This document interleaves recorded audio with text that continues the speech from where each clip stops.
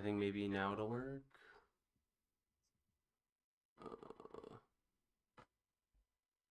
Come on. There we go. Okay, it's going. We're live.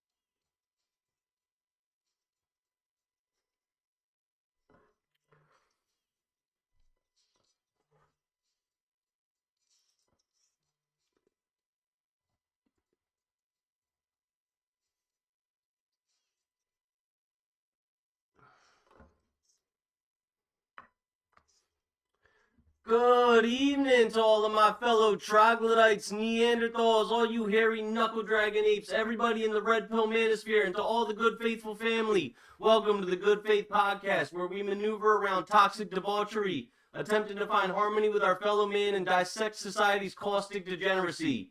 If it's a pre-apocalyptic dystopia that you seek, then look no further, because here it is. I'm your host, Ninjah Bullock. We understand you could have been a million other places, and the time is the most precious commodity any of us have. So from the bottom of our heart, we'd like to share our gratitude with all of you. Viewer and listener discretion is advised. Due to the sensitive nature of some of our topics, we hope you will shield youngins from some of the vulgarity that may be spewed here. It must be noted that the views expressed by the panel are not necessarily the views of the Good Faith Podcast. We're not a fiduciary, and we assume no culpability of investment performance as a result of following our financial advice. Our simple aim is to entertain and inform. Anybody living in the greater Philadelphia area interested in making an appearance on our show can reach me in a DM on Facebook or Instagram at Christopher Bulick.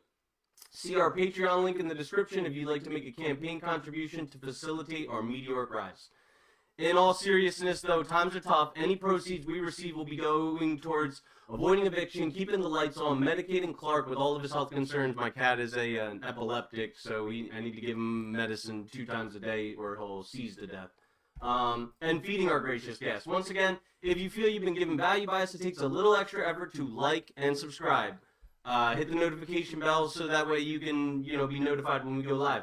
This is your notification that the Good Faith Podcast is not only on YouTube, but Twitch, Apple Podcasts, Spotify, Patreon, Amazon Music, Samsung Podcasts, Listen Notes, iHeartRadio, Pandora, and RSS.com. We'll keep pushing out these episodes so long as our following stays growing.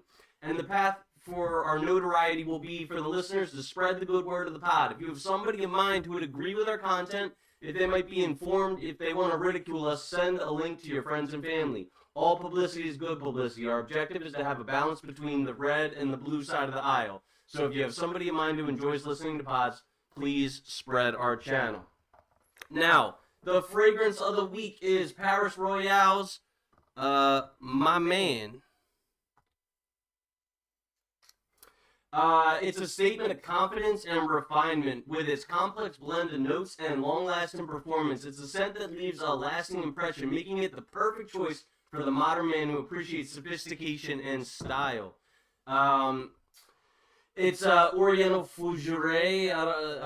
It's top notes of lavender, mint, cardamom, bergamot, and artemisia. Heart notes of cinnamon, orange blossom, and caraway. Base notes of vanilla, tonka bean, amber, sandalwood, and cedar. And the shirt of the week is Geometrics New York slacks of the week. I just got these today. They're these canvas powder blue slacks from Bar 3. You know my saying, guys. I say, look good, smell good, play good. The director of the week, Christopher Nolan. I just watched the Dark Knight trilogy and Interstellar. I think he's maybe the best director of all time, but we can get into that later.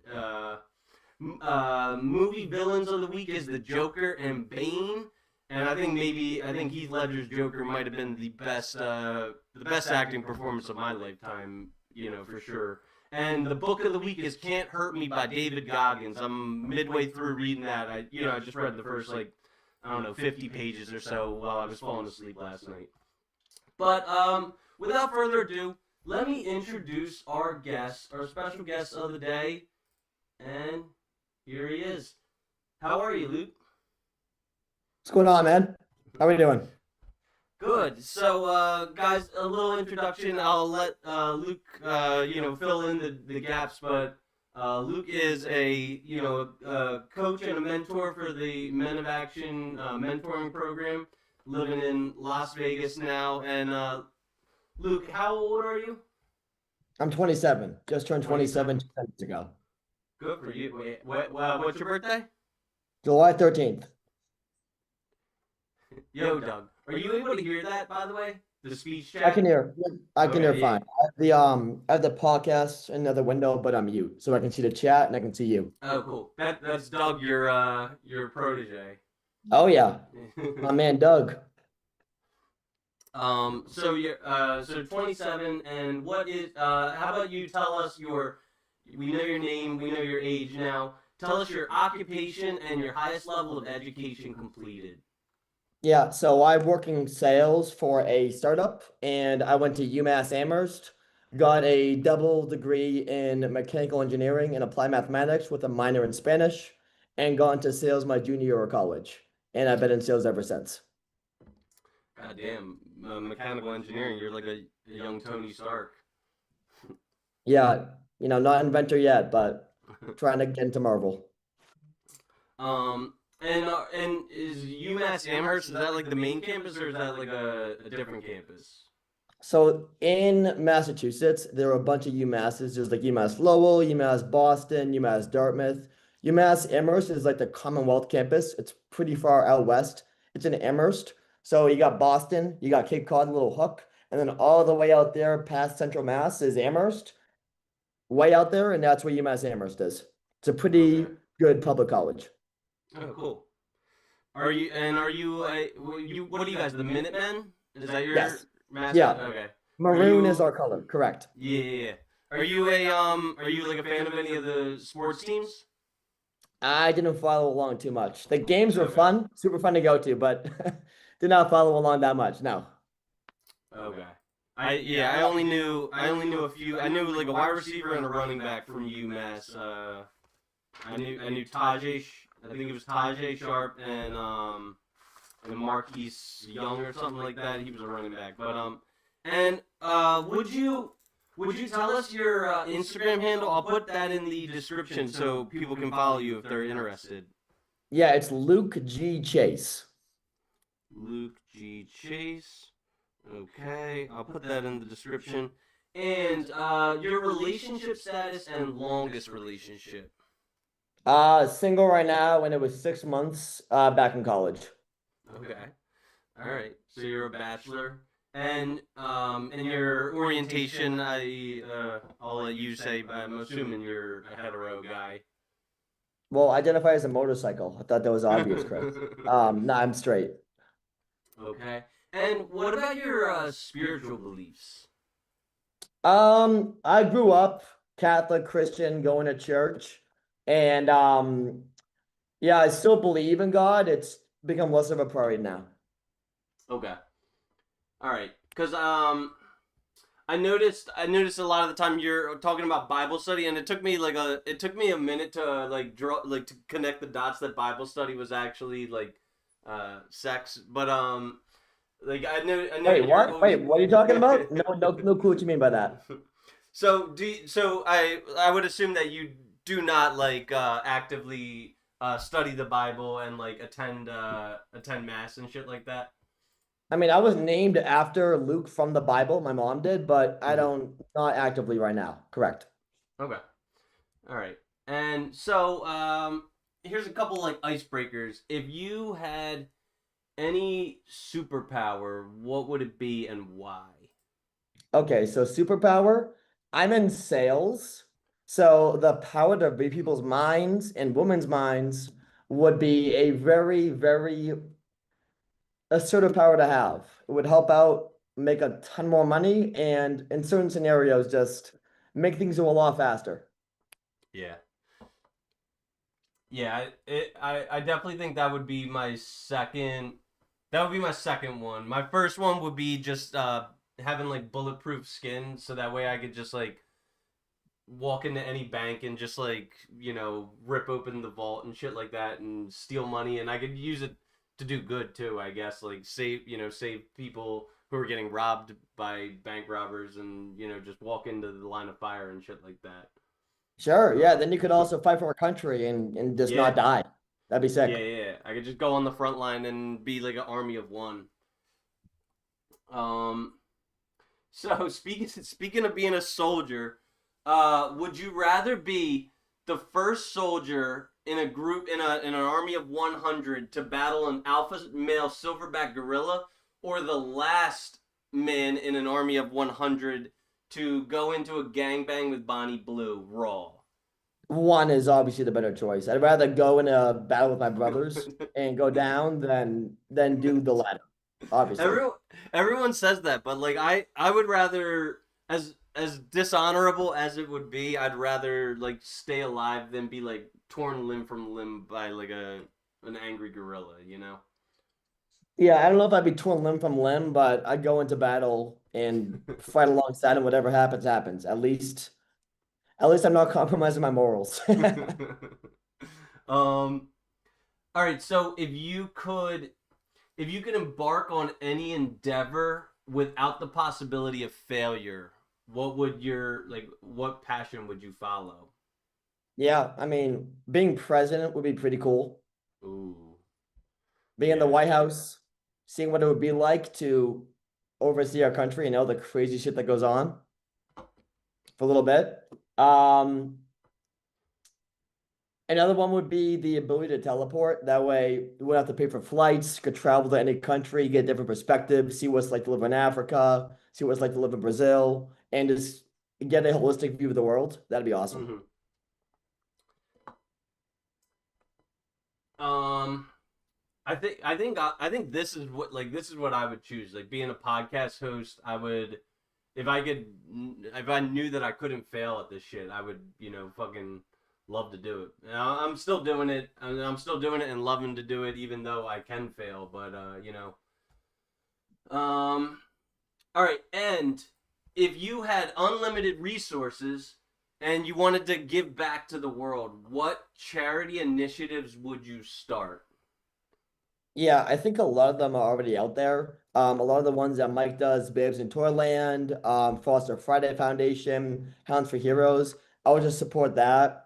There's a lot of domestic abuse that goes on in the world, and a lot of people are in unfortunate situations that they're born into. They're in bad relationships. Being able to help people in need that are worse off than you is always great, as well as saving animals that are mistreated, dogs, cats, whatever it is. So I'd say some animal rescue initiative or some domestic violence initiative.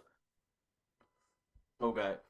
Would you Yeah. um would you focus your domestic violence initiatives on like battered women, or because I know that there's like a lack of resources for men who are in domestic violence, like relationships and stuff like that. Yeah, I do both. So Hmm. I would make sure that there were more resources available. It would go to suicide hotlines, domestic abuse shelters, and then to be honest, a lot of guys that are in abusive relationships come to MOA. Hmm. So it would just be allocating more resources towards that and helping guys out when they need help. Not saying that's the majority of our clients, but a good amount of them don't know where to go, right? Hmm. They're too embarrassed to admit it. Because what does society view men at? They need to hold in their emotions, be men, be the providers, etc. So guys don't get the chance to talk about this shit a lot. So Yeah. yeah. So like speaking of that, I always kind of like think that like for a man, stoicism is an admirable trait. Do you like value stoicism? Yeah. I Yeah. think being unaffected by outside outcomes is one of the best and most masculine traits you can have. When you're focused on your mission, you know what you want to do, and you're proactive versus reactive, Hmm. you're able to accomplish a lot more things. Yeah. A lot of the most successful people out there put their head down, got shit done, got work done, and they didn't care what their parents thought, they didn't care what their girlfriend thought, they didn't care what their pastor thought, and now that could be Jeff Bezos, that could be Mark Zuckerberg, that could be the billionaires of the world that don't care what other people think. Let they're like the wave or the wall that emotional waves crash into, right? Mm. Yeah. Yeah, I always like the the analogy of like it's water over the dam. Yeah, kind of like you were saying, just being that like that strong, sturdy structure that the waves of emotion just crash right over, and they're like unaffected by it. Yeah.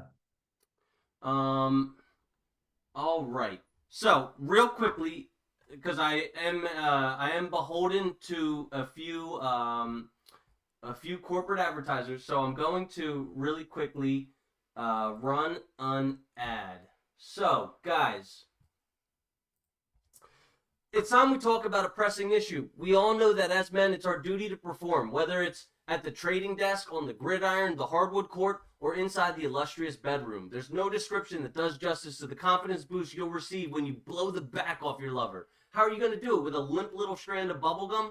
Would you want to be the safe option? Do you want her to settle down with you after she's had her fun in the big leagues? No, you don't. So why are you going to battle in the bedroom with groggy privates? The only blue pill that we endorse at the Good Faith Podcast is It's Mr. Nasty Time Blue Pills. And yes, we're talking about those pills that make you run, Forrest, run. Get the enthusiasm that Jenny has for that gang of Black Panthers and Wall Street stockbrokers, not the tepid tolerance she has for Forrest. Forget about overpriced hymns, Romans, Blue Chews. It's Mr. Nasty Time is the real deal at an amazing price that won't let you down and can't be beat. And I know what you're probably thinking. What if she cancels on me and I'm all bricked up in my trousers all night long? I've tried these. They're a lot more mellow than you'd expect. You can pop one over drinks and appetizers. It's not going to give away your position. Or due to the quick acting effect, go to the bathroom, pop one or two in, and be fully equipped to perform. Just like all the expensive name brands, Mr. Nasty delivers his products in discreet packaging, but for a fraction of the outrageous cost that they do. Around here at the GFP, we're about leveling up, and why not level up your sex life and check out It's Mr. Nasty Time to get your mojo back. Scan the QR code on the screen or hit the link in the description and guarantee yourself unrivaled pleasure. When her dual mating strategy has her playing picky choosy between the bad boy and the little nice guy, you know exactly who to call. It's Mr. Nasty Time. So, let me get this out of here. So this will be a good segue. Speaking of like nice guys, have you ever in your life been the nice guy? Yeah, for sure. Um, Before Moa, I was a dating apps coach for another company, and Mm-hmm. before that, I had never read the Bible with anybody. So yes, I've definitely been a nice guy beforehand. Oh wow. So, if you're comfortable sharing, what age were you when you lost your virginity? I think I was 20. Okay, Um, that's about the same with me too. yeah. And I mean, like, what are some? I guess what are some of the downfalls of being the nice guy in your opinion? Well, I think being a nice guy comes from listening to input from other people and listening to what society kind of tells you is the right way to go, Mm-hmm. and then having lack of social experiences that leads to you not having boundaries. So we'll see Disney movies like Crazy Stupid Love, that movie where Ryan Reynolds is like some fat dude that gets thinner or something like that. Just And then friends, I being think it like the is. hope that Disney kind of puts in your mind of like, oh, she'll like me for me. She'll like me if I do this. She'll like me if I do X, Y, and Z. And then they see their friends who are maybe rich, guys that have success with women. They get jealous of that. And then like resentment will build up. Nice guy is pretty much guys that want women, don't know how to express it correctly, don't know the correct mechanisms to actually attract women, and don't have boundaries. Mm-hmm. And then they pretend that they're a certain type of person, assuming and hoping that the woman likes that kind of person because they've seen that in movies and think that's the way it should be. Yeah. Yeah, like there's not much that I am like triggered or offended by, but there's one sentiment that I am like that I am deeply upset by, and it's that like women kind of put men in two different boxes. They put them in the like relationship material or the nice guy box, Mhm. and they put it in the and they put the other guys in the like bad boy, Tulum or Cancun box, where Sure. I might never see this guy again. I might as well have Bible study with him. Um, and so I don't I'm not I've probably been made to wait a few times in my life, but like Mhm. nowadays I absolutely just refuse to be like categorized as a nice guy because it's I Mhm. think it's like a slap in the face. Yeah. Um, so, by the way, mom, if you're watching, happy birthday, mom. Uh, I was I was a mama's boy when I was younger, and like my mom, I took my mom's word as like gospel of sorts, like open the door for women, buy them flowers, show that you're listening, always be vulnerable, and prioritize the relationship above work, like prioritize the relationship above your higher purpose. Give your everything to the relationship, and as I've gotten older, I realized that she led me to believe that like comforting a woman was priority number one. But the part that women Mhm. leave out is that they want that comfort from a man that they're attracted to. Can you like speak further on that? Yeah. So we teach this in MOA, but there are three parts to, let's say, getting a woman to get with you, right? There's attraction, there's comfort, then there's logistics, right? And the mistake a lot of guys make is they don't know how to be funny, they don't watch comedians, they're boring, they don't know the things to say in a conversation, how to challenge someone, how to treat them like a friend, like a dude. They don't know how to have fun with the opposite sex outside of what they've seen in movies and what they've seen work, right? Mm-hmm. So attraction always comes first. So when we say you want to put a woman in the friend zone, we don't mean get friend zoned by her and then try to keeping friends with her. We mean do things first that are attractive, get her in your circle, and then friend zone her, and then build comfort so that she's the one that makes the move, right? So attraction can come from a lot of different ways. Normally, what does society view attraction as? Looks. Like a guy like Bradley Cooper, a guy like Ryan Reynolds. That's the only what people think of when you say attractive, a guy that's good looking, right? But attraction can also come from other things, such as status. So I look at status as the big umbrella where it can be broken down into looks, money, and fame in a sense. And fame's like the highest level, right? So in terms of attraction, if you're not good looking, you can create attraction by being someone that's funny, being competent in a discipline, being competent at a certain skill set.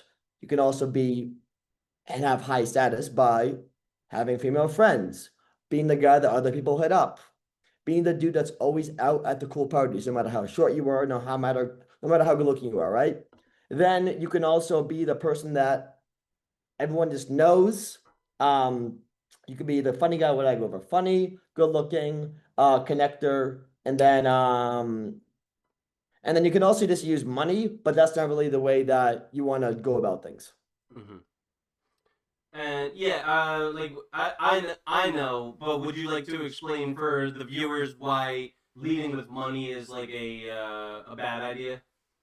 I mean, yeah, if you lead with money, that's how the relationship's gonna be. It's gonna be transactional. And when you lead with money, you're basically qualifying yourself. You're basically saying, hey, I have nothing else to offer you. I'm not funny. I can't do cool things for you. I don't have any friends. Here's how you're going to get value from me. It's just money. Mm-hmm. You're basically making yourself valuable in one way, and that's it. And it's not a genuine way. Yeah. Plus, like I think it also sets you up to be like a mark ass trick ass For mark. sure. You know what I mean? And yeah, like I don't want that. I obviously want to have money. I want like Michael always says, I want a woman to discover that I have money, not necessarily me tell her that I got a bunch of money. I'd rather it be discovered than told. Of God, course. more Like if power to you them. have a Lamborghini in S car, say you go to a certain school in Boston and you don't want to lead with that. Say you're a part of a certain financial firm that's very famous.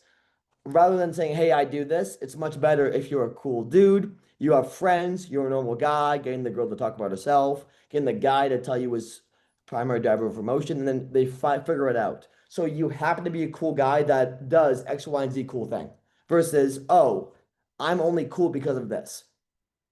So you said primary driver emotion, and this is like something, I think this is like very important. Not a lot of people know about it. What are some good ways that you discover what a person's primary driver emotion is? I mean, you just get to know them and you get them to talk about themselves. A Mhm. lot of times, you just need to listen to people and they'll tell you everything you need to know. And then you can ask them more about something that you can clearly see they're passionate about and then dive deeper there. Primary driver of emotion is pretty much the thing that drives people to want to connect with other people, go out, mate, whatever it is. Like it could be, hey, I want to make my parents proud. It could be, I want to build an amazing social circle so that I never feel alone in my life. It could be, yeah, I grew up poor, so now I never want to feel like I have to worry about money ever again. Like there are so many seven, seven, there are so many layers behind why people do things. And a lot of those things stem from maybe one or two core beliefs that they want to change about themselves. Okay. And so you mentioned like early childhood. Do you want to dive into your early childhood? Like what? I guess like I don't know. I'm trying to like what from your childhood contributed to your and what would you say is your primary driver emotion if you had to be like self reflective? I mean, yeah, I had a pretty good upbringing. I'm Irish, Polish, and English, and my family on my mom's side, she's one of seven. So I grew up with a very strong Irish Catholic family growing up. So before going to college, family was pretty much the center of my fun and my social circle. I wasn't doing I think I did football when I was in high school to get more confidence. I did track because I was fast, but I was never someone that was popular in high school, going out to parties. I was pretty much always the kid that didn't get it, right? And then once I was in college, I started doing more. I'd be what I do in college. I joined a org that helped me learn how to start a business my junior year, and that's where I got into sales. And being part of a community of guys that are on a mission, winning, self-improvement for 3 years made me realize that self-improvement was something I wanted to kind of chase after and help other guys do the same thing. So after doing sales for 3 years in a profession where you need to consistently improve or else you get cut, that's where I kind of found dating, networking, improved social circle, and I found Moa. Okay. So that kind of segues to that. And what was the program that you did before MOA? Was it called like Man on Fire or something like that? Playing with fire. Playing with Fire. Okay. And what are some of the biggest differences between Playing with Fire and Men of Action? Playing with fire is dating apps. Meta of Action teaches leadership and networking Okay. and teaches you how to get on stage versus talking to a girl on Hinge and getting her to come over. Mm-hmm. And in your opinion, why do you think that talking to a girl on Hinge is inferior to everything that is offered in Men of Action? Um, so you can meet women on dating apps, right? But a lot of women that you find on dating apps, a general commonality is single moms, woman with OnlyFans, woman with maybe some sort of mental instability, versus in person, going out to a nightclub, a nice charity event, and finding more wholesome people in real life. I would say that's a key differentiator. Mm-hmm. I'm not saying you can't find someone on a dating app, but it's much less efficient than building a social circle and having attractive female friends introduce you to other women and other high status guys. Yeah. I mean I'm totally against totally against single mothers. Can you can hear the chat, right? I can see the chat, but Okay, gotcha. I have the YouTube muted right now. Oh, cool. All right, all right. Yeah. I'm not against single mothers existing. I'm against me being like a father figure in a single mother's. Sure. Yeah, like you can have fun with them. They can be your friends, right? But do you want to be the dad that starts providing for some mom with a kid who's not yours? That's not really the best thing to do with your future or your future resources, right? Yeah. Ryan McMullen used an acronym that I like. RUOs. I call them RUOs. It's very demeaning. It means recreational use only. Which honestly, I'm 30. I just turned 34. Mhm. I don't necessarily want to have. I don't want to put a person in this compartment of only being used for like physical recreation. I'd like a little bit deeper of a connection at this point in my life. So for that reason, and because the feminine imperative pressures women who have children to, like seek protectioning and provisioning and long term security. Like our goals are just not aligned, so it really makes no sense for me to engage with single mothers at all. Yeah. And and this next question, you can feel free to answer. You can feel free not to. Have you ever been cheated on? Um, no. A Good for girl you. I went on a break with in the 6 month relationship. She told me out of spite that the second we like broke off, she saw a guy the next day. Uh-huh. But to my knowledge, I've never been cheated on, or it's never been told to me verbally that that's what happened. Okay. Yeah. So why don't we? Have So you? the yeah, but like I don't know. I kind of think like boyfriend girlfriend is like so unofficial of a term. Like I really don't think that your relationship holds any water until you're like husband and wife. So like I've been cheated on by a girlfriend, but like that's not that's not that big of a deal, I guess. In the moment, I was, like it happened a long time ago when I was like super young. I was, like 21, 22 years old, and Mhm. I was devastated by it. Now, if it were to happen to me, like I would approach it. I wouldn't even lock this woman down into a long term relationship. Like I would, just, I guess it's kind of fucked up, but I would treat her like recreational use only. For sure. Um, so the the Men of Action network is so vast, Hmm. um, and so rich. So who are all the coaches? I know there's Vincent, Kareem, Tristan, John, Casey. Are those all the coaches? Yep. Okay. Do you I have don't think Vince is a coach for us anymore. who? I don't think Vincent's a coach. The main coaches are Okay. myself, Tristan, Casey, Kareem, and John. Okay. Have you like have you developed like any like really close friendships out there in Vegas? Yeah. I mean, my best friend is my roommate right now, who's one of the other coaches in the program. And most of my best friends now are from this program. Wait, Because you who? go through so much shit together, right? You build up a circle, you go out, you're approaching women together, you're building up a circle, you're going through these crazy experiences for the very first time with other guys in your city. And a lot of it's life changing. You're breaking your limiting beliefs, right? You're going Mhm. out and you're talking to the most attractive woman you've ever talked to in your life alongside your buddy. So you're going through these very intense, new, out of your comfort zone experiences alongside someone else and debriefing, recapping. And wait, who's your roommate? Tristan. Oh, okay, that's cool. And what can you tell us about him? Like is what do you guys what works with you guys? What like I don't know, like talk about it. We're content buddies. We go out, we help each other out. he's built up a great circle out here.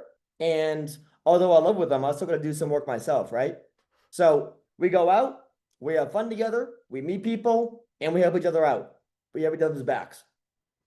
And did you guys, because you guys are both from like the Boston area, aren't you? So Tristan's from New York, Mm-hmm. but he went to school out in Boston. Okay. So while he was out there for school, we would go out together. Mm-hmm. And is that where you met in Boston, or did you meet in Vegas? We met over Zoom. He brought me into the program 3 years ago. Oh, cool. Okay. Yeah, and then we met for the first time at in Jamaica in person at Oh, something wow. called Paradise Challenge like 3 years ago. Uh-huh.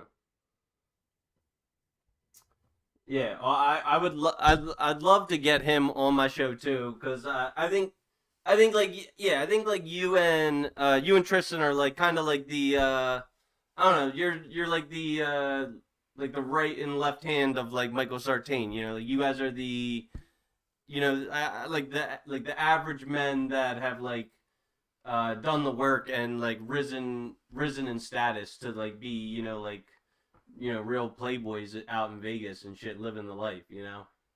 Sure. Um. So, is there a member of Men of Action who has impressed you? And it doesn't necessarily have to be like a coach. Like it could be someone that you've mentored or and like anything. Is there like somebody who has really made strides and applied all your teachings? Yeah, well, I mean, we have guys that go out, take a ton of action, and then we have guys that started from a really bad, not bad place, but a bit behind other people and took a ton of action and now are in places that they wouldn't have believed that they could never get to. And it's really cool to see the transformation, especially when you're the person that kind of brings them in, walks them through the steps, they follow your directions, and then they get to where they want to go.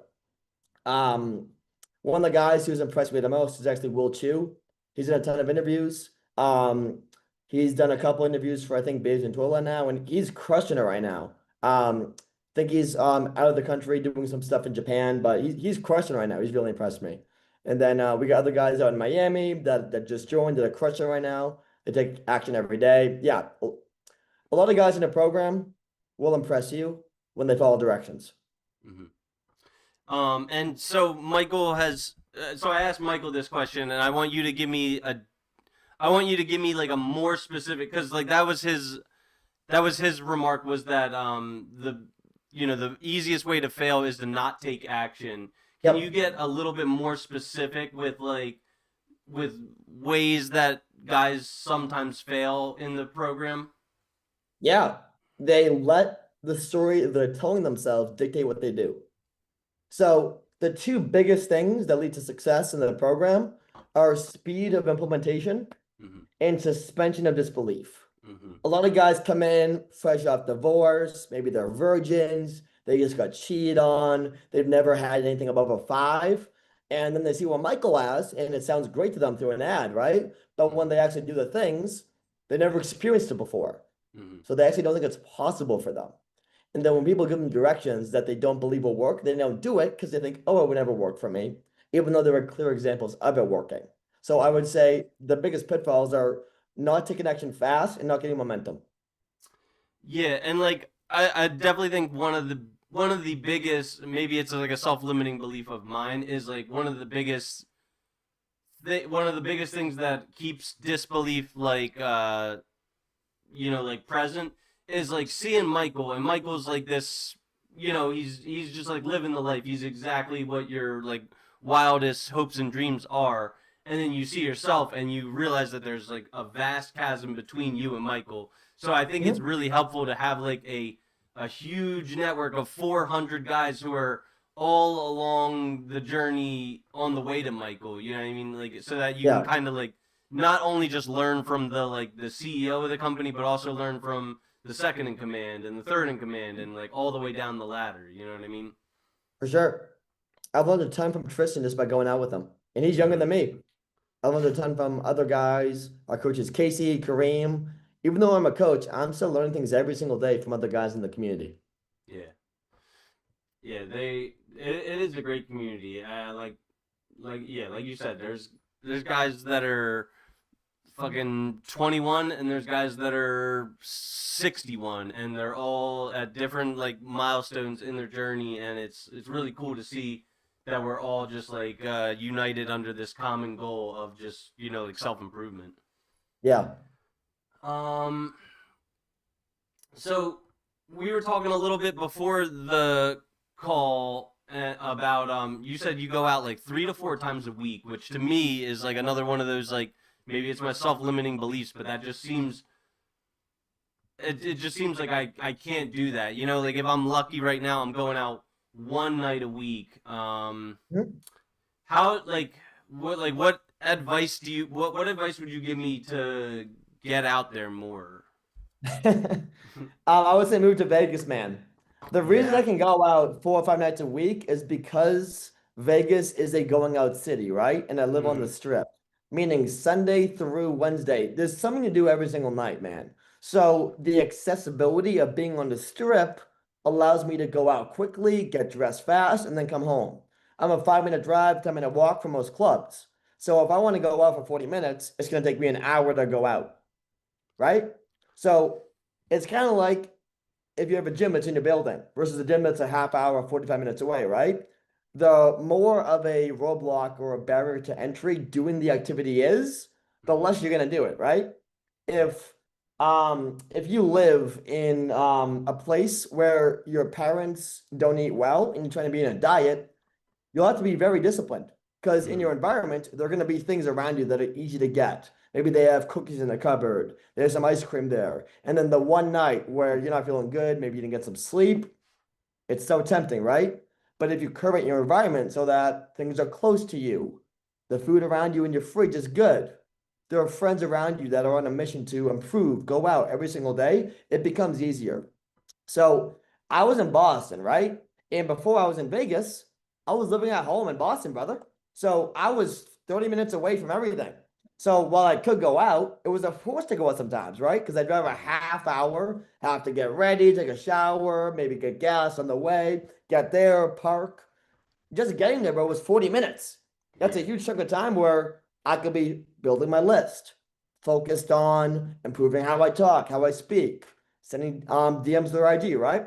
There are so many things you can do in the commute time that having a remote job and having good logistics fixes a lot of things. Mm. Yeah, that's probably my biggest roadblock right now is I'm in the exact same situation. I live like 45 minutes away from the city. Yep. I was yeah, even like right when I got done work today, I was like, fuck it, I'm gonna go out. I'm just gonna go around the city, and like traffic was crazy. I ended up just like saying fuck this and like turning around because it was just like bumper to bumper traffic, which turns like a 45-minute drive into an hour and a half drive, and Yeah. yeah, so I don't even know. I need to find more local bars that have the three C's. What are the three C's? Close, cheap, and cunty. Yes. Cunty as an upscale. Correct. Okay. Um. So you made the transition from Massachusetts to Vegas. Yeah. What were some of the difficulties for you? We'll start with what were some of the difficulties in that move? Yeah, I mean, a big thing is just moving 3 hours of a time zone, bro. It's a big adjustment. So my job outside of MOA, the startup I work for, it's based in the East Coast. It's based in Pennsylvania, right? So I'm Oh, okay. used to waking up at 7, 8 Eastern. So my entire day basically shifts 2 to 3 hours. And then in where I was in Massachusetts, living at home or where I was for the month, I was 15 minutes outside the city. So maybe distractions were at like a 4 or 5. When you're in the strip, man, distractions are at a 9 or a 10. So along with the time zone change, there's FOMO around you the second you move here. There's a lot of opportunities you got to figure out which ones do I take while I get acclimated to the lifestyle. And then you got to switch primary care doctors. You got to figure out where your medications are going. You got to figure out where you're going to order from for food. You got to figure out, okay, what places are open? Where do I want to go? Your entire habit system changes when you move somewhere. Mm. And we've already. Hi, Mom. Happy birthday. Seriously. I hope you enjoy that fragrance and enjoy your fucking new ass glasses. She just got the what are your glasses that she got these Yes, I'm glasses gonna grab that glasses. Give me a suck. One suck. Let me get some sunglasses too. she got. Mom, what are the glasses that you got? She got like Ray-Ban, like these electronic Ray-Bans that like play sound and shit. There we go. All right. Yeah. Uh, yeah. So what are the Meta? She got Meta Ray-Bans. I've never even heard of these things, but they're like fucking like futuristic ass glasses, like Tony Stark glasses. What are the advantages to the logistics, which I assume there are many. Yeah, so the advantage of logistics, man, is just being close to everything. Say you're with a woman that you enjoy the company of, right? And you want to continue the interaction. And then she goes, oh, where do you live? And then you say, oh, yeah, I'm 30 minutes away. Buying temperature goes down pretty fast. But if you're like, oh yeah, I'm that building over there, and you point your finger to some window that's within walking distance, makes the trust level of everything's gonna be okay. We're not doing anything crazy, very easy. So Mm-hmm. logistics just helps being close to a gym, being close to the city, being close to everywhere you want to go. Mm. Oh man, I'm gonna have to move into the city. I already can't afford rent, and like this rent's probably gonna be like fucking so much in Center City, but I don't know.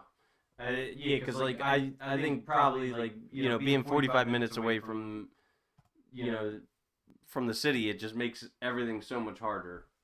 It does. Um. So. Um. So, so what advice would you have for a guy like me who is not necessarily like able to afford anything like that? And like Mhm. this can I know this applies to Doug for sure. Doug lives even further away from the city than me, but like we're kind of like the only two guys in the Philadelphia area in Men of Action that like are like really trying to get it done. There's another guy, Kyle. We all went out with him. Us three went out the other night. But like, what would be your advice for two guys like that cannot necessarily afford to move? Like Mhm. how can they overcome those kind of things? I mean, yeah, you got three options here, right? And one is one you just mentioned, you can move, right? The second option would be figure out what spots are close by to you, maybe within a 15, 10-minute drive, where Mm-hmm. some attractive women go. Mm-hmm. So I think Doug might be in Reading, Pennsylvania, or something like that. There Yeah. are a lot of colleges near him. And Mm-hmm. if women go to those colleges and there are bars in that area, those women are likely to go to the college to go to the bars that are near there. So building a circle that way. Another option would be, okay, where can I go? Can I go to Pittsburgh? Can I go to some other major city? And just dedicating one weekend or 2 weekends a month to drive out and plan some big ass event. Mm. So those are the options, man. You either Yeah. move, do a big ass event an hour away in the major city where you have logistics, or you find a circle where you are and you make a scene. Mm. Yeah. Speaking of Reading, do you know what uber famous celebrities from Reading, Pennsylvania? Clue me in.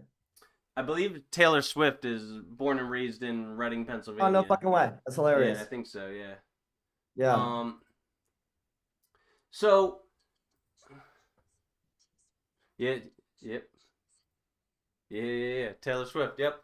Um.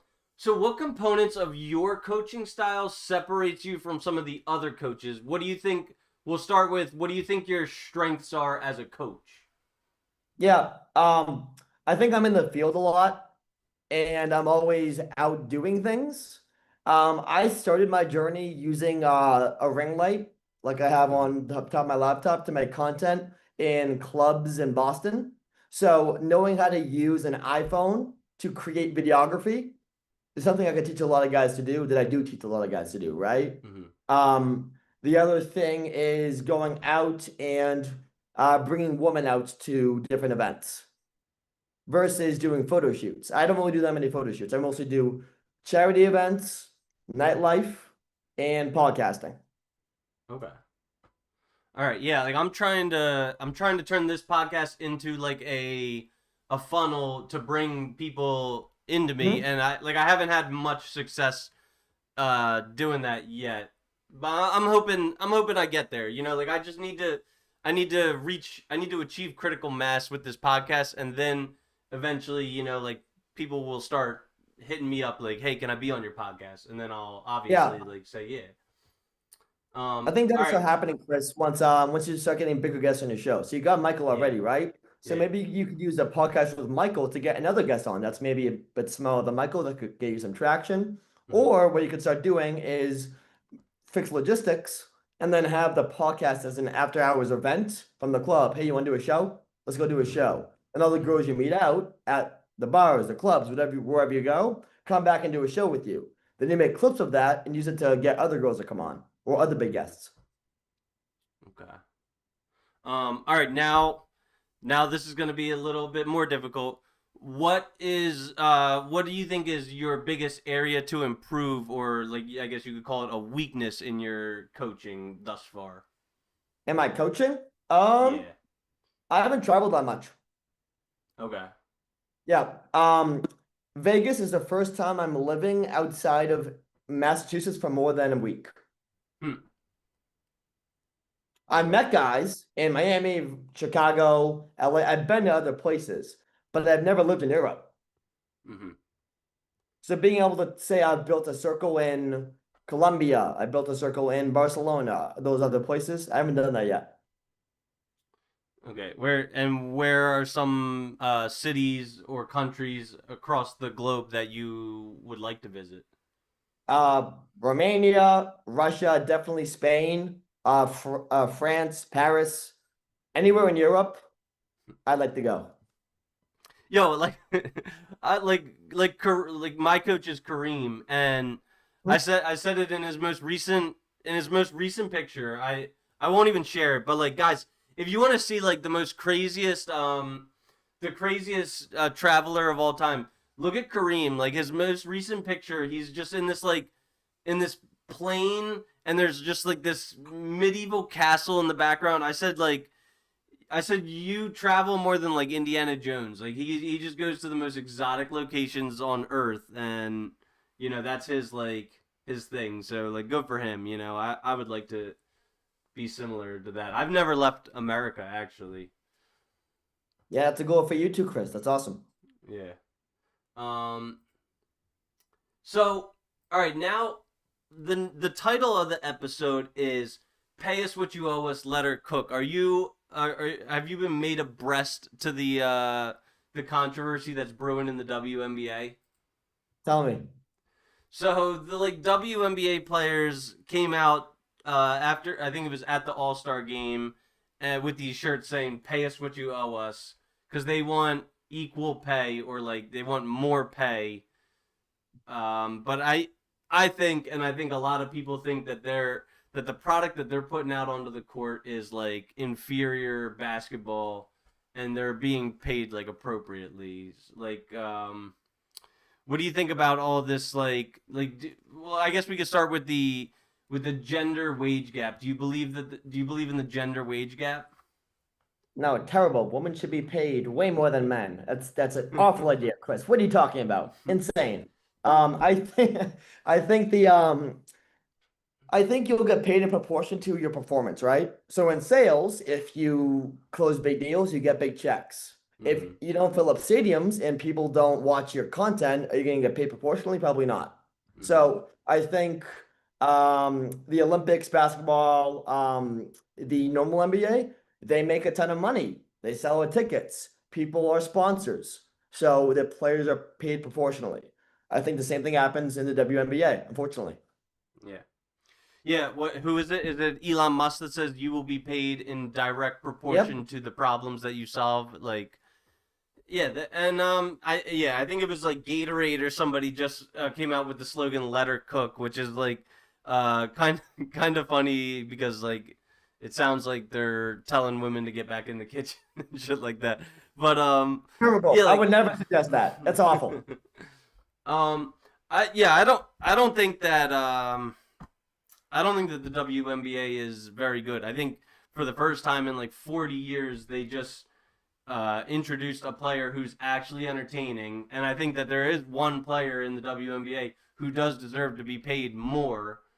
But it's and like ironically enough, she was like one of the ones that was not very vocal about having this entitled attitude, getting on national television and telling, you know, the league owners of a league that is like has been running in the red for 40 years to pay them more. Like it's just very tone deaf, and they don't solve a problem. They're putting out an inferior product, and Sure.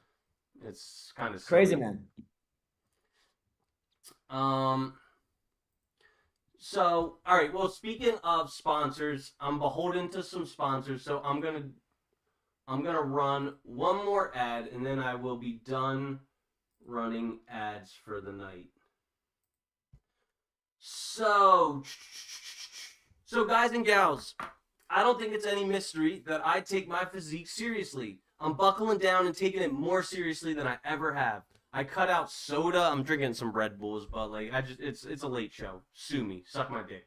Um, I'm getting into meal prepping, boiled chicken and rice, working on muscles in my body that I never prioritized before, and burning fat and taking my cardiovascular health more seriously over muscle mass and gains. I used to just eat whatever I craved and try to outwork a poor diet, and it was all to no avail. There are still times when I have to force myself to eat, but I need no coercion to munch on Holler Boys. You can't just stuff empty calories down your big fat gullet, you fat fuck. I found a solution, so here's what it is. Holler Boys beef jerky. They pack 10 grams of lean protein into a fantastic package, and the flavors are to die for. Peach bourbon, honey habanero, southern barbecue, Chesapeake Fuego, or the tried and true original. My personal favorites are the peach and the habanero. We all know I'm a little bit sweet and zesty. What's even better about Holler Boys is they're nice and local in tax-friendly Middletown, Delaware. They're founded by a father-son duo. They just started tinkering with their backyard smoker and through trial and failure have come to present some of the boldest and most memorable flavors I can recall.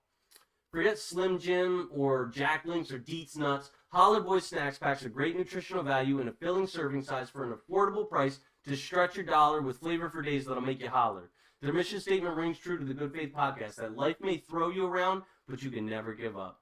How true. Scan the QR code on the screen and find their link in the description to tap into the best beef jerky on the market. Holler Boys Jerky. That's holler with an A. Holler Boys Jerky. The only good jerk.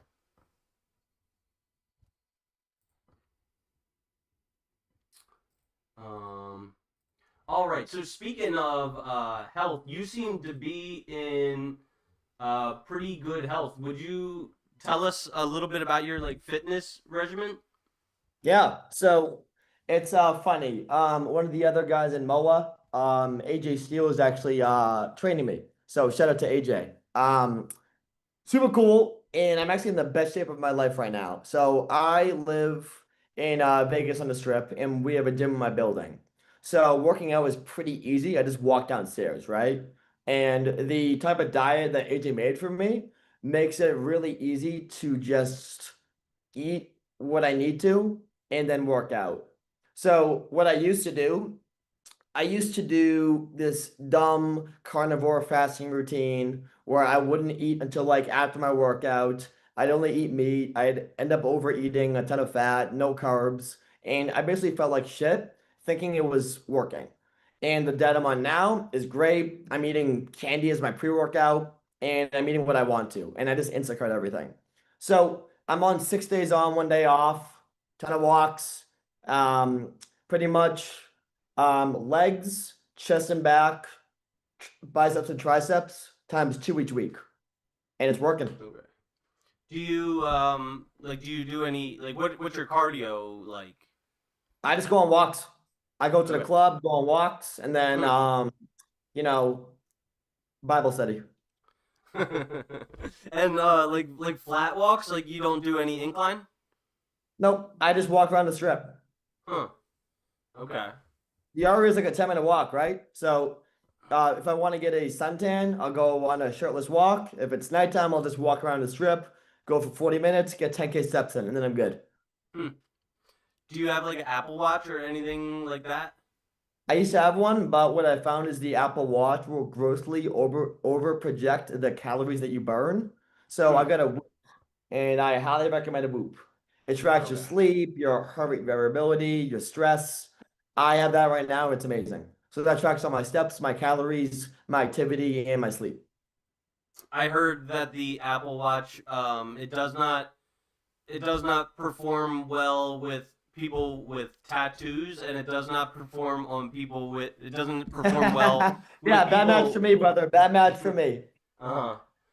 Yeah, and it's also not the best for people who are not white. Apparently, like the Apple Watch is racist. It sounds like it's racist. If you um, see a black Chris, that's why it doesn't work. um, so actually, over the age of 30, there's a much higher probability of having a $1 million net worth than having a six pack.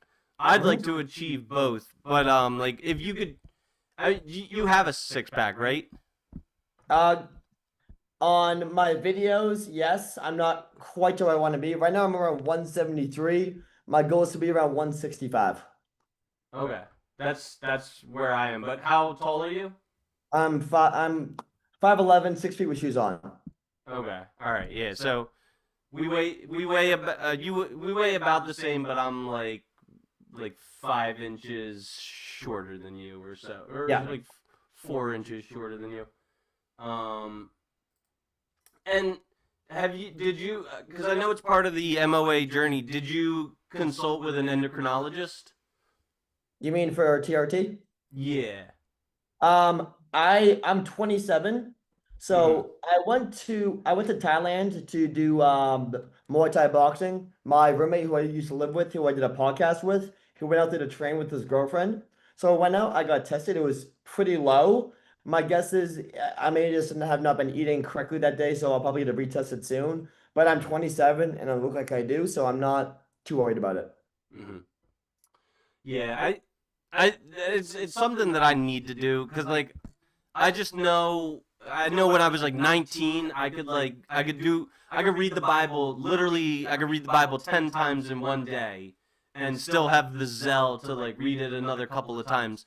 Now if I'm totally natural, like I could maybe read the Bible 4 times in a day these days, So like I think I need to. I probably need to like consult with an endocrinologist and maybe It sounds get like on you're following TRT. Christ the right way, Chris. I'm proud of you. What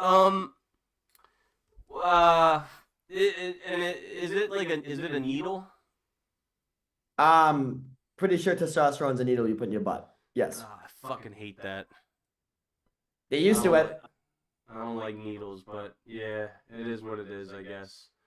Um, are you are you interested in marriage in your future? Like, would you like to be married? Um, that depends. I don't think marriage is a good choice right now based on the way courts, government's wired. I don't mind a long-term relationship. I'm certainly not looking for that right now. Well, I live in Vegas. I live next to Mike, and I live with Tristan, obviously. I came here to improve my social circle, not to find a long-term partner at the moment. Could that change? Yes. Am I expecting it to change? No. Would I get married with papers? Likely not. Mm-hmm. Um, would I mind having a monogamous relationship in the future without it being legal? Yes. Or I'd be open to that. Mm-hmm. Yeah, like I think you're kind of in the same boat as me. Like I'd be fine with like having a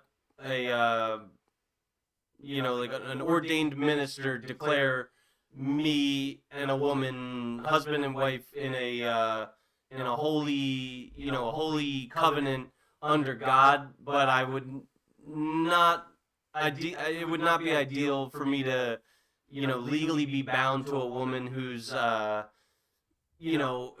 opinion can be fleeting, and she could, all of a sudden wake up on the wrong side of the bed, decide, I'm over this. I fell out of love with this guy. Now let me get my hands on like half of his net worth. I think that's like a dangerous position to be in. Yeah. I mean, Chris, the problem is what happens with a lot of guys is they don't get married because they find the right person. They get married out of scarcity, where they've never had a woman like them. They've never had a woman actually show interest in them.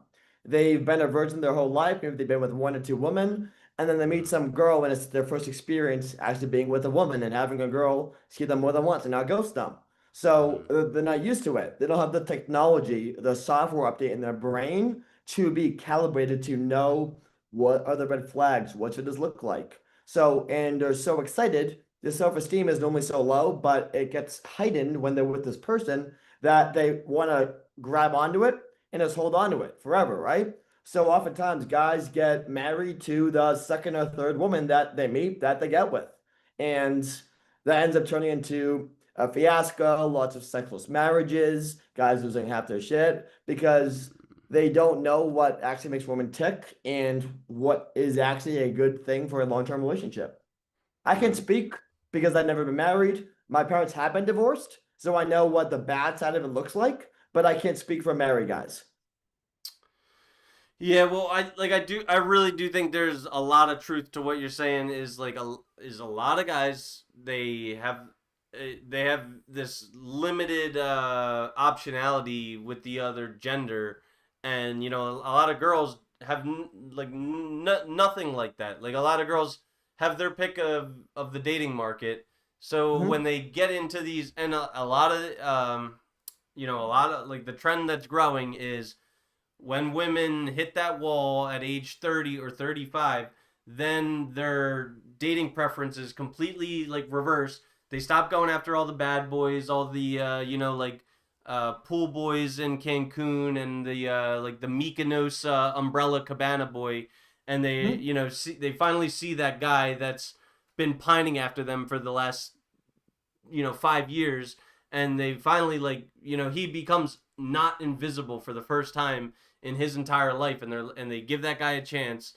And a lot of the times those guys, they just like stop focusing on remaining attractive to their wife. So a couple years go by, a lot of the times they stop taking their birth control, so they're hormonally um they're hormonally like organic for the first time in Yeah. their adult life, these women. And and then they just, yeah, like all sorts of bad things happen. And I think a lot of it is simply just like attraction. Like you gotta remain attractive to your partner forever. You can't, like getting married is not the finish line. Getting married is like the starting line.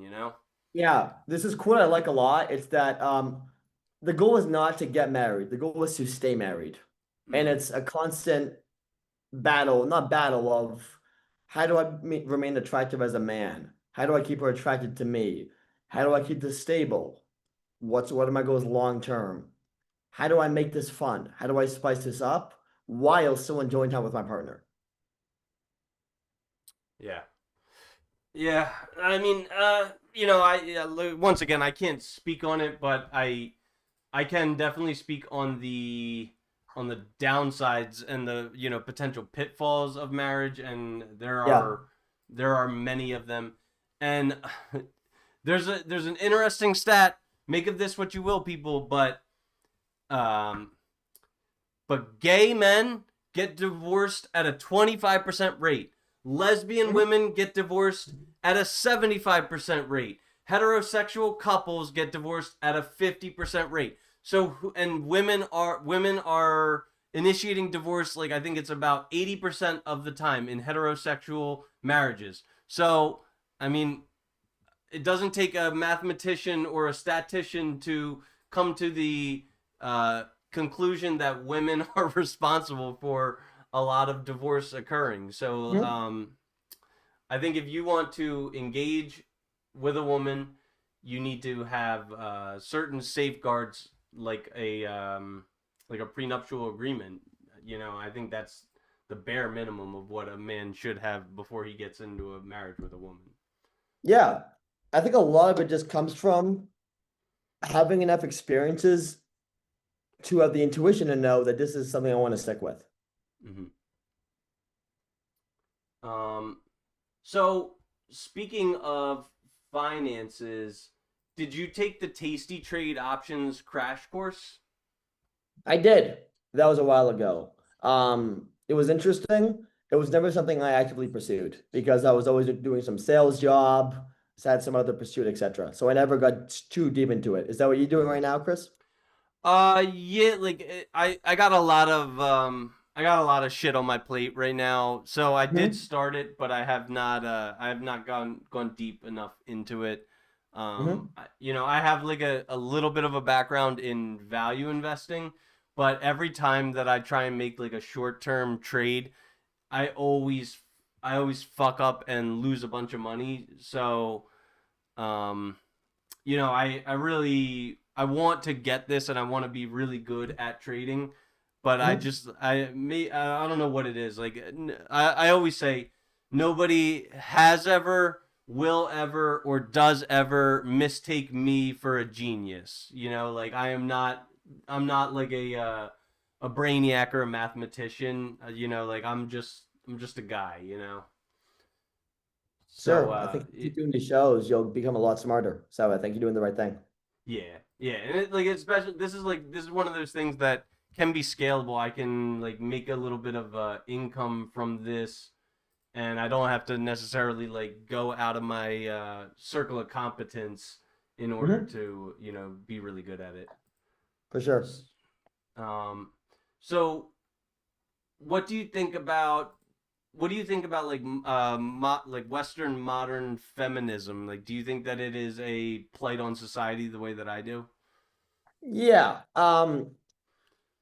I think the further we get from a survival scenario, the more problems we'll create to feed our short attention span, right? So back in the day when we were cavemen, were we worried about genders and were we worried about how there might be 50 genders and building on whatever political arguments people are worrying about now? No, you're worried about foraging for food, making sure you didn't die, etc. Now we live in a place where you're not going to die. We have antibiotics. We have an emergency room. You have access to the internet. You have access to ChatGPT, Grok.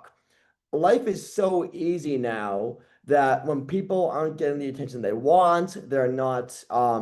Their dopamine circuits are broken from the level of access we have to iPhones and the internet. We start looking for other ways to feel good or get the next hit. And a lot of women that aren't disciplined fitness wise or don't look the best aren't getting the attention they want on Instagram or from guys they like. So how else would they get attention? By going out and kind of fighting for a cause that some do believe, don't believe in, but they think will get them attention. Hmm. Yeah, I think I think there's nothing that looks worse on a woman than like dyeing her hair blue and piercing a big bull ring in her nose and just looking like a butch ass fucking Looking like masculine a very woman. attractive woman, obviously, Chris, right? Looking like an extremely attractive woman.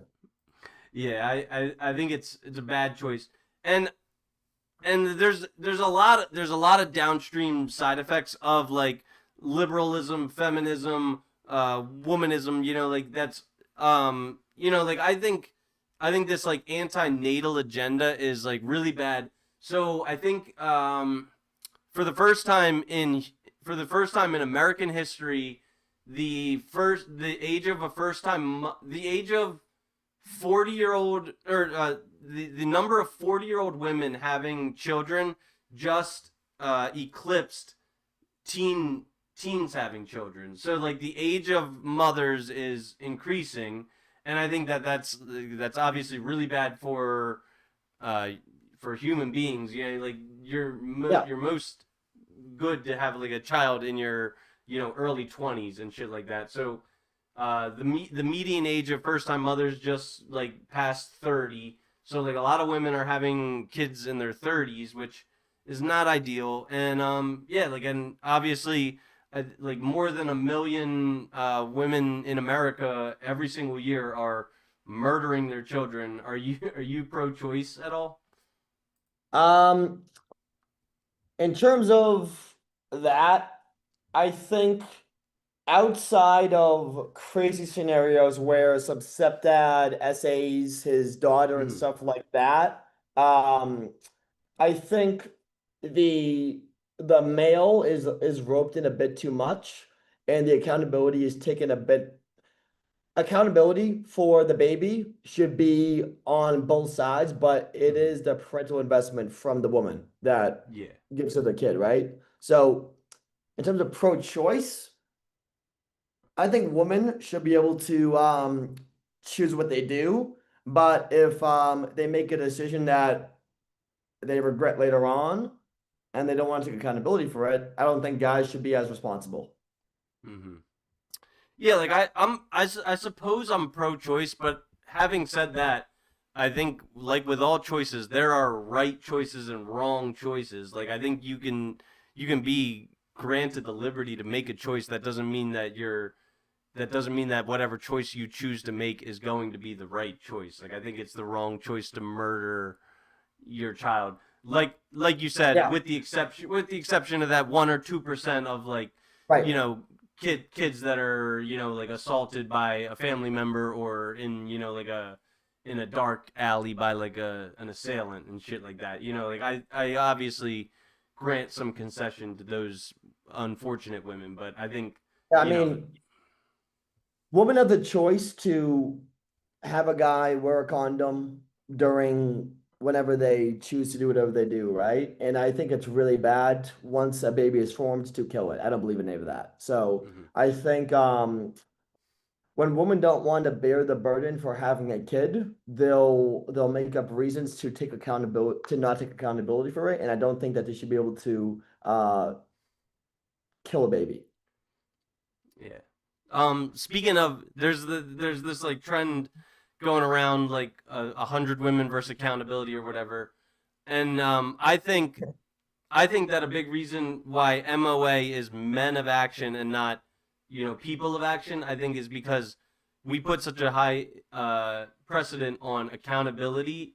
Do you Mhm. think that that's do you think that that's a reason why we don't allow women into men of action, or is there another reason that you could think of? I mean, the program is centered around leadership and making female friends, right? So we have women in the program in a sense where we have some female friends that may hop on calls every now and then. We've had women hop on calls in the past, but this program isn't built for a woman. It's meant to have guys become more socially calibrated, right? Because from the age of 12, women are hit on 24/7 by Hmm. guys. So Yeah. they get tens of thousands of social calibrations over the like 10 years they're formed. Guys don't. Hmm. So we have to learn that on our own now. How to build up a circle, how to be calibrated, how to offer value, connectors, or just a content creator. So for some women it can be helpful, but in the general sense, the things we teach piss off a lot of people. So if we have women that don't get it who are in the program, that could have some backlash. Yeah. Yeah, it's yeah, like there's like a saying like women are men have to become, like we Yep. we don't just like, wake up, roll out of bed and we are like high value men. Like a woman basically has to just preserve her value. A man has to like create his value. Yep, I agree. So, um all right, so we're getting down to the end of it. Is there anything that you know uh, I know I guess what's going on in the world today? Fucking Ozzy and Hulk Hogan passed away this week. Were any of those guys important to you at all? I mean, that's terrible. Hulk Hogan was a legend.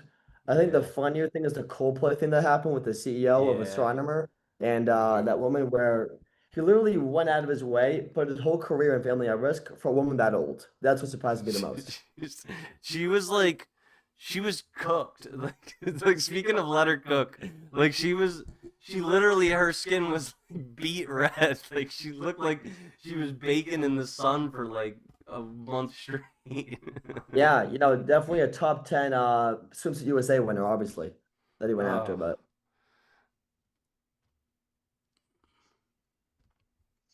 why would you risk it for a woman?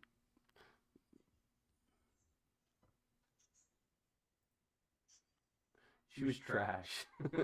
that's um, terrible. do you have any gratitude that you want to share for anyone? It doesn't necessarily have to be like is there anyone you want to share gratitude for?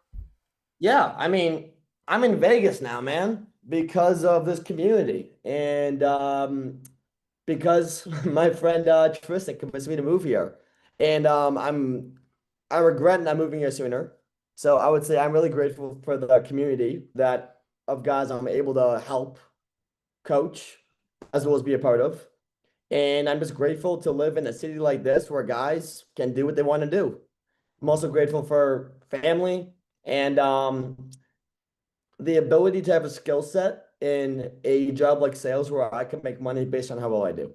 Yeah. And also grateful to be on this podcast. So thanks for having me on, Chris. Yeah, of course. Yeah, I think like sales is a good, it's a great skill that like translates amongst everything. Like if you can sell, you can do anything because like it's Exactly. it's the power of persuasion. Yeah. And also grateful for AJ Steele because I've never looked or felt better than I do right now. So shout out to my trainer. Okay. And if let's say I did want to, well, I do want to, like I 100% want to go to immersion. I said this to Tyler. How do you pronounce it? Tyler Shonick, or is So that his Nick, name? sure. Yeah. I said it to Tyler Shonick when he was selling me on Men of Action. He was like, "Do you want this?" And I said, "Yeah, of course I want it. Like I want a Lamborghini Huracan too, but like I can't afford that, like so um just so because I fully plan on around April coming to immersion. What is it gonna cost me if I want like all the bells and whistles, the whole Las Vegas experience? Yeah, I mean, Kareem's a really good person to game plan that. I would talk to Kareem about that. Okay, all right. Hopefully I'm gonna be coming to Vegas with like, I want to see you in April, brother. That'd be all exciting. right. Hopefully I got like $5 or $6 or $7,000 to blow, but we'll see. And hopefully this podcast can take over. And what are you you're not a sole proprietor though, are you? What do you mean? Like how are you taxed as a coach of MOA? Are you an independent contractor or like are you an employee? What's your like tax code, do you know? Yeah, there are a lot of different things that ways that we get compensated through MOA. I'm not sure Mhm. on the exact specifics. Okay. Because like one and I like this is my big thing. I'm like really learning it this year, and I'm telling everybody to take advantage of this. Like since I have this podcast, I'm a sole proprietor, so that means that that everything that I do, like fucking buying this Red Bull, I can like fucking write this off on my taxes. Taking an airplane trip to Las Vegas and getting a hotel room, so long as I shoot just 1 minute of content and put it on my page, that can be like a business expense. So like everybody, I'm telling you, like start a fucking business. It doesn't even have to be a profitable business. Our tax code in America is so favorable towards small businesses that they'll give you, I think, 3 calendar years to squander and fail at business before you have to like show that you are generating any type of like profit. So, yeah, like so I'm within that window as like a new small business. I can write off my I can write off all my fucking trips and shit like that. So I do plan when I hope that when April comes around, I'm getting a big tax, a big tax return, and I hope I could take that and declare it on next year's taxes. Oh yeah, man. Get after it. So, all right. So I like to leave my guests with a homework assignment, and I left Michael with a homework assignment. I don't know if he actually did it, but it is what it is. What it is. You can tell me to go fuck myself. I'm gonna ask you to be the content creator, the suggester, and the connector, and I'm gonna try and be that too. So I'm gonna ask you to promote the ever living fuck out of this episode and out of this channel, so we can explode, and so like you can get your face out there. I don't know. You already posted it to school. Is there any other like way that you can spread this? Sure, I can post it on my IG story. All right, I appreciate you. And you've already been the content creator. Now I'm asking you to be the connector. Do you think you could, and the suggester, do you think you could introduce me to another guest for the future? And I'll add that a 5-foot tan brunette with perky B cup and brown eyes never hurt anybody's ratings. Just saying. I'm sure if you ask Tristan, he'll come on your podcast. Okay, all right.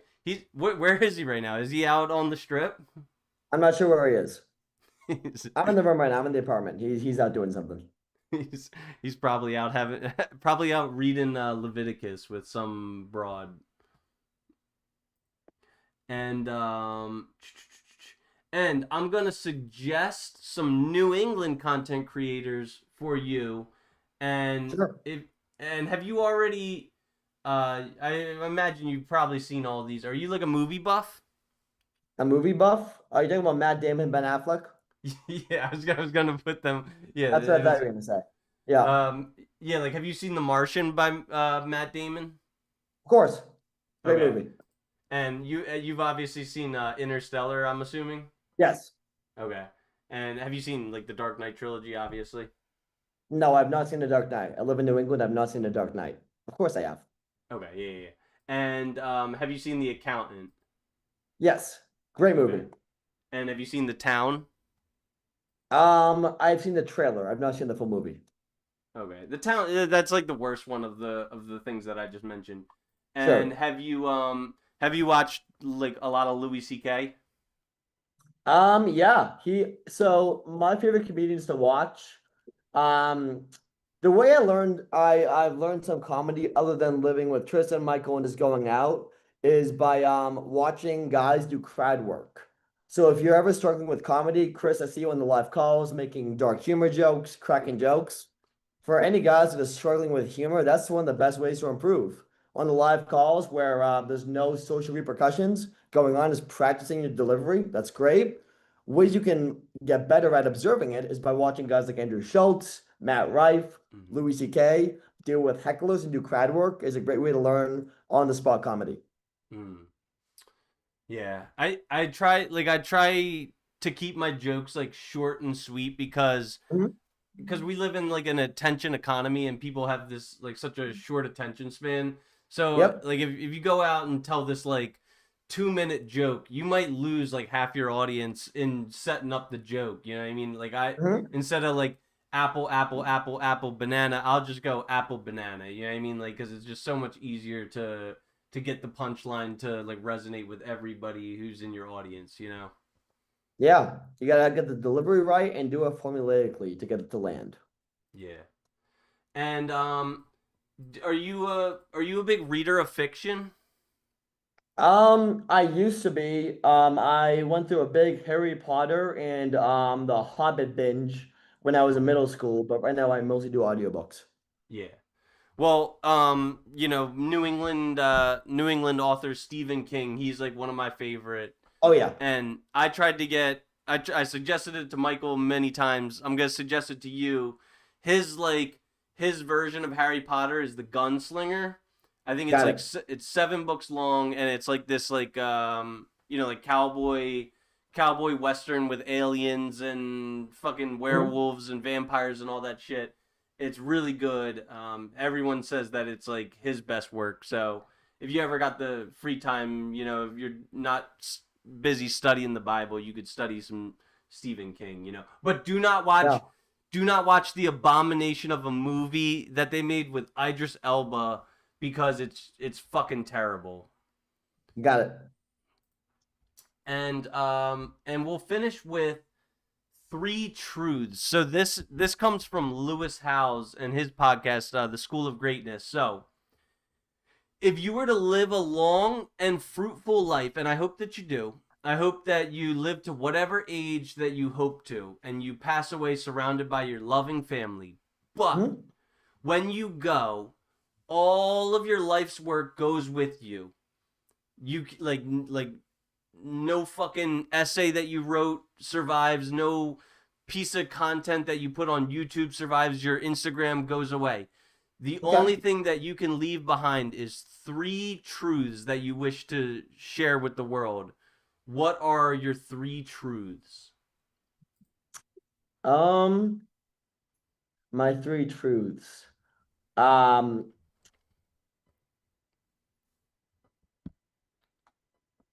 that's a good question. I should have prepared you for this before the episode.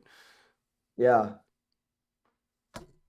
I would say, Mom, I'm sorry, I've been in the closet my whole life. I would say, Dad, I'm not an engineer. I'm just kidding. I would probably say, family man. I'm gonna be boring with these. Family man. No, that's not even true. Okay, what are the three truths? Fitness, consistency, dedication.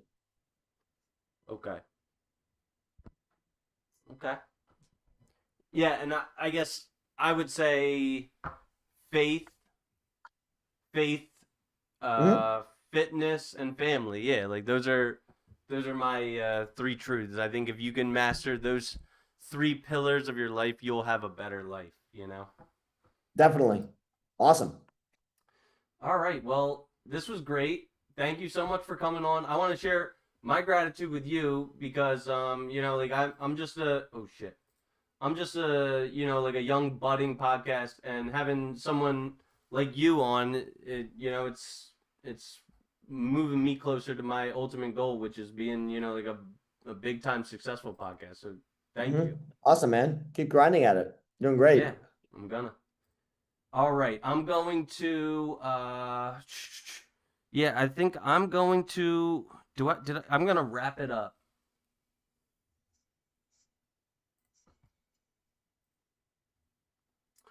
All right. So I'm going to announce our next scheduled episode, folks. It is Sunday. I'm going to have Kai, Dylan, Gonzalo, and Rick and myself are going to be on this Sunday at 7 p.m. So make sure that you tune in. Uh, we'll be on at 7 o'clock. I'm doubling how many episodes I'm putting out nowadays. I'm doing Friday and Sunday. Let me just switch over to the outro scene. So guys, yeah, make sure you return. Uh, Turn on the notification bell so you can be notified when we go live, guys. That way I don't have to tell you. But in case you don't have the notification bell, turn it on, guys. Fucking thumbs up this shit. If you don't, go fuck yourself, you bunch of hoes. Once again, I want to thank our listeners, pay them ample gratitude for the patronage. Without you guys, we wouldn't be able to have such a high quality interactive show. So thank you, thank you, thank you, audience.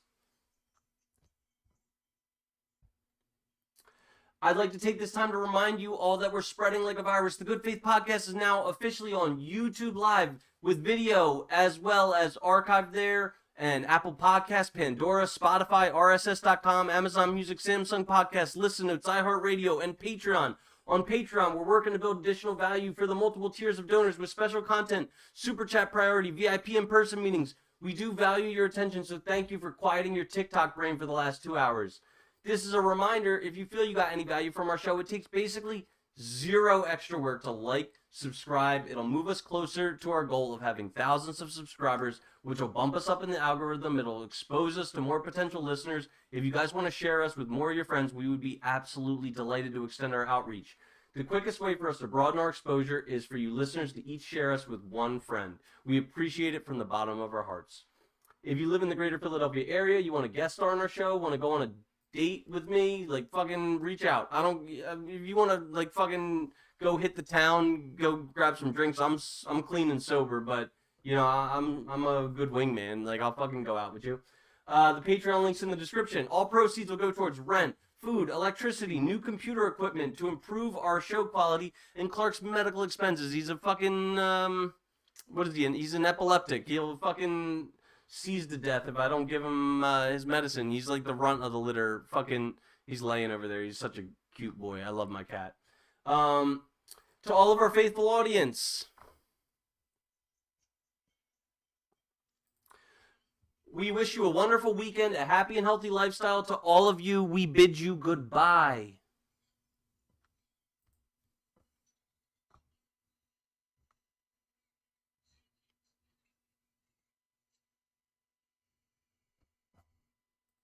Oh, and men, if you're struggling and you're going through it and life seems like it's just too much to handle, please remember, nobody cares.